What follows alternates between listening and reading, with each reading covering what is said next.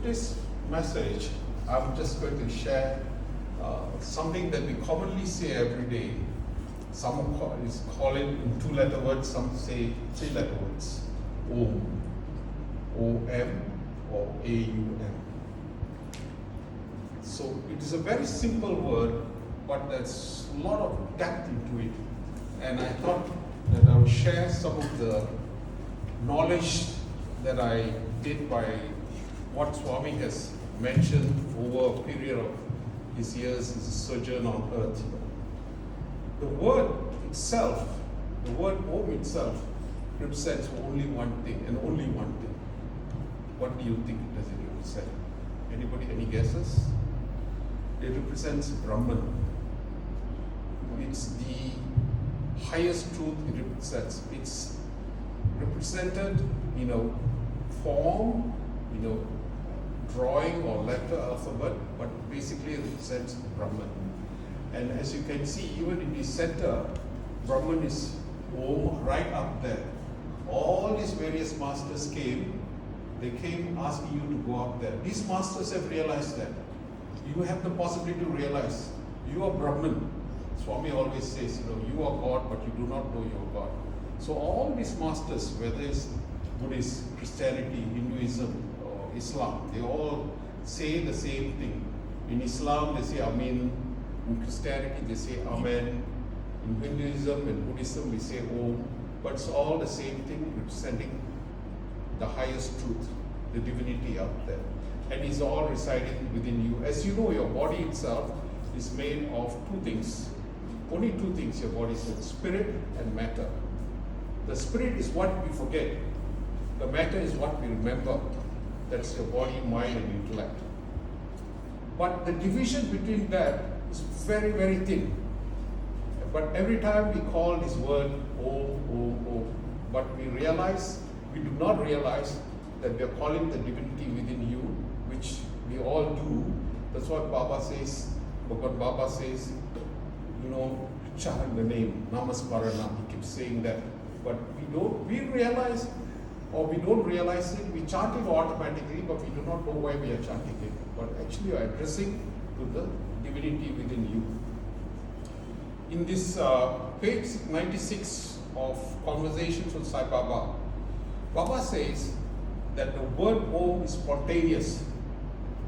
It enters through the two nostrils and it goes up to the forehead and then broadcasts throughout the whole world. The whole world is infused with the letter Om, the sound of creation. Bhagwan Baba says this. And then again he says, during the day, to remind yourself, we keep saying so hum, 21,600 times a day. So even if you are a non-believer, if you are an atheist, you say, I don't believe in God, I don't believe in this, I don't believe in that. But you yourself are chanting with every breath. So when you intake, I'm that. Who is that he's referring to? That is the Brahman within you. The Atman, the reality, the truth, Allah, whatever Mara, whatever name you call it, is all that, the same thing, The Christians, as you know, the Buddhists, what they say, the Muslims, what they say, Actually, the Om consists of 3 syllables. And actually, it's like the sound comes like as though a plane that's running down the runway of an airport. Disappears. First letter is Om, A. A, there's nothing before A. It comes from the navel, from inside. A.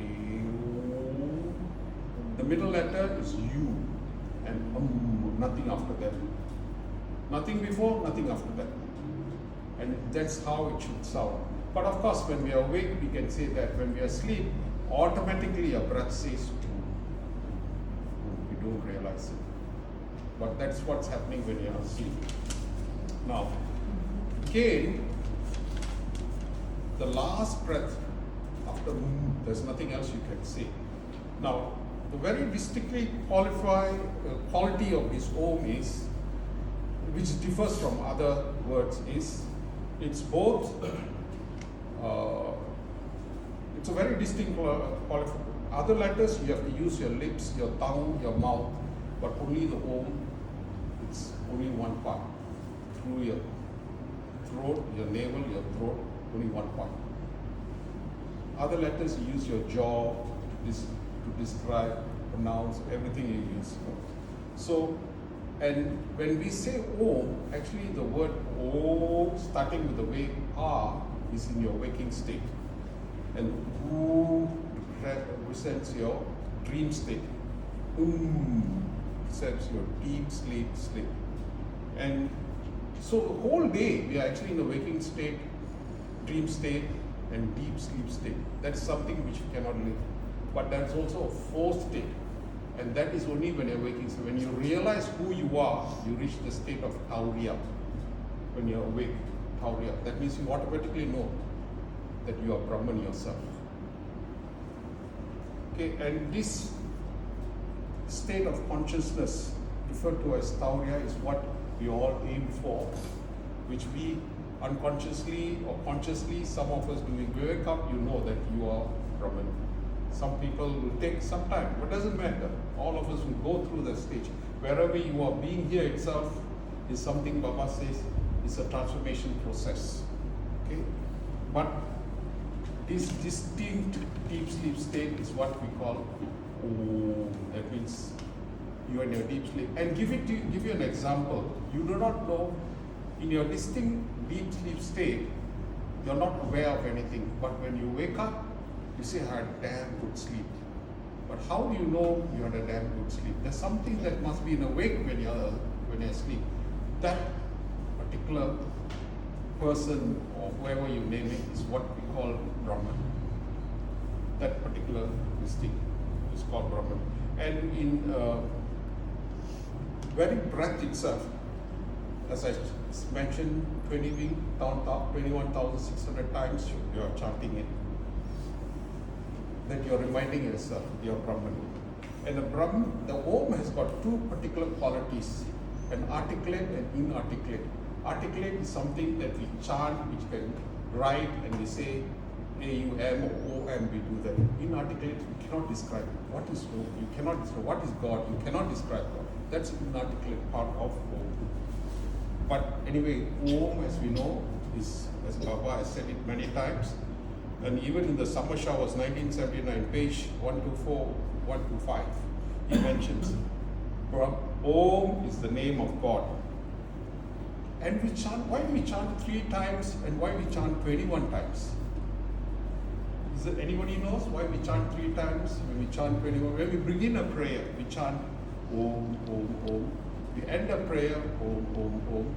When we do meditation, we chant 21 times.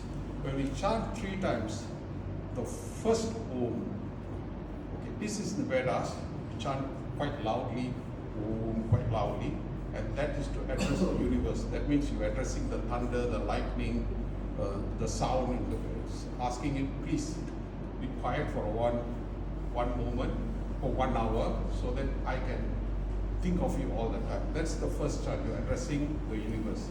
Second chant, you're asking your mind to quieten down. Quiet, you're telling your mind to quiet down. Third chant, you're chanting to your inner self, the big S-E-L, the Atman or Brahman within, addressing. That's why it becomes softer. You don't shout at yourself. You say softly to yourself. Right? When you speak softly to yourself, you're thinking. So the first chant is for the universe, the thunder, lightning, and whatever happens around the world. Second chant is your mind. Third chant is your inner self. So with this, as Brahman, as Bhagavan has said, even if you don't chant anything, at the point of leaving earth, living your life, you chant Om, you reach me. That means you remember Him. You don't know your mantras, you forget everything. To remember that these things are quite difficult, but at the point of death, or the point when you leave earth, chant Om, you reach me. Sai Ram.